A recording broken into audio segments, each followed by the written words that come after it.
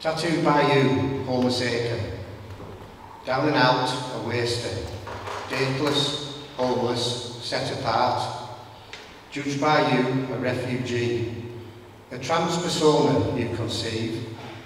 Shadow of a shadow, peripheral. Circumvent the destitute and feral. Every pigment you believe, malignant. Condemned, tattooed, etched a stigma.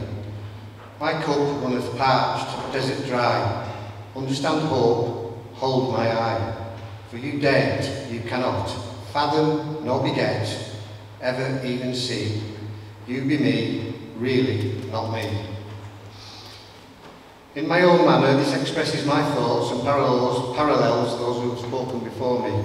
I did put some notes together, but due to time limitations, it was deemed necessary to cut my thoughts from the initial 15-minute speech to around half that.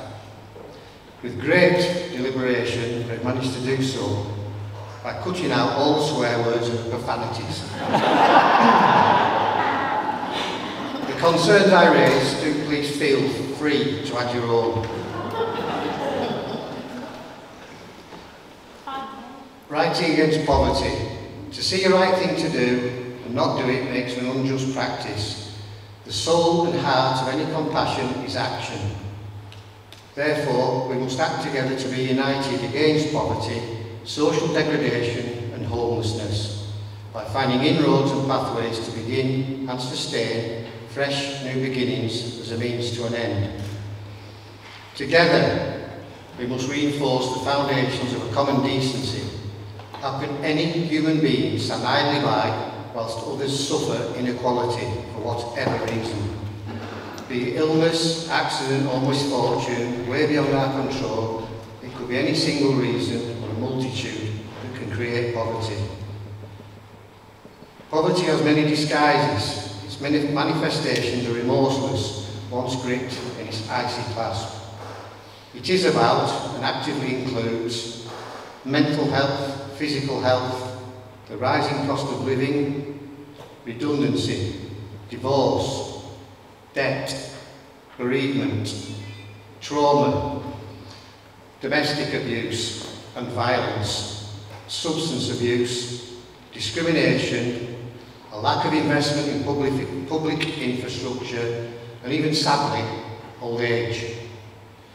It can be a shattered kaleidoscope of turbulent events, a catalyst of fear and despair, the fear being the anxiety of living in poverty, the despair actually trying to survive in the misery it encompasses and duly delivers. It is not a shadow lurking within a shadow, it is real, illuminated. Glowing in the embers of a desire to break free from a ransomed obscurity, aiming only to fulfil betterment from disadvantages and an orientation to rejoice into fundamental basic values and needs. Any single one of us, or our families, loitering around the next corner of our sometimes tempestuous journey, waiting to befall, sometimes fate, sometimes just damned bad luck, or a proverbial turn of a card or a roll of the dice. Would anyone wish poverty upon themselves? Obviously, blatantly not. But it surely can, and possibly will, arrive unannounced. It's time to wake up and do something. Enough is surely enough. When it's too late, that is exactly what it will be. A lack of understanding, a lack of communication, a lack of knowledge, even patience and empathy are quite simply remedied. Address these misdemeanours, seek out, improve the services, improve the awareness of the people who know, people who have experienced, indeed suffered, these ramifications of ignorance. For them, us, you, it is easy and can be freely given. Albeit a hard-learned baton to pass on, but carry it forward we must. One way or another, it affects us all. Who wants to live in adversity and who once traumatised, either viewed or glimpsed of it, could or can stand idly by? Not me, not you, I hope. Poverty is a scandalous chapter in our lives. It is a loathing that exists. It is not an inferior complex passed on from generation to generation. It is not a buzzword, a pretense that a wrong is being rectified, and definitely not, it will never, ever happen to me. We are not mute, we are not uninhabited, silent mannequins. We have a collective voice. We need to utilise it in a holistic partnership. Furthermore, we have an obligation to do so, morally, as fellow members of a combined shared society, and equally, all relevant authorities concerned have a contractual duty to consider the impact of their functions and decisions.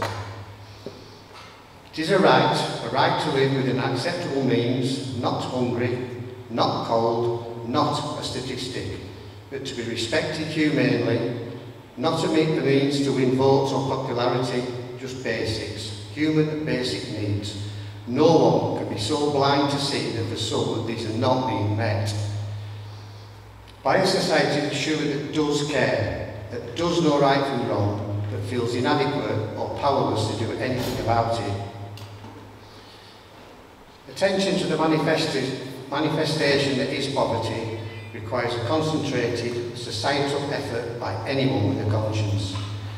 Civic and civil commissioners, employers, private and school landlords, policy makers, the media, all authorities, all citizens from all walks of life's communities.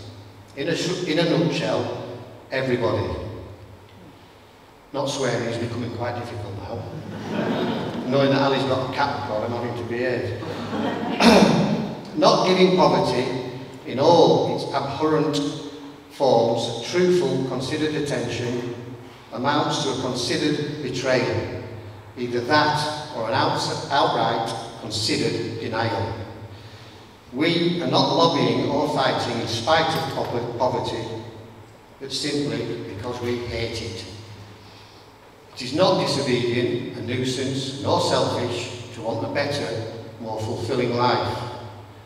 A fulfilling life can be achieved by acts of attentive listening, without stigma or judgment, listening without your own thoughts, distractions, and sincerely helping others. We can only do that if our voices are heard in a civil, experienced, therefore elevated manner, to alleviate the sorrow that all shortfalls are addressed with the appropriate compassion and understanding, to see through the frustrations of the weary, discouraged, browbeaten, the daunted and the exhausted. Common decency dictates this. It really is this simple. It is a basic human trait. It is a fundamental, basic human right. So let us all actively aspire to listen, learn, change, communicate and grow. Thank you.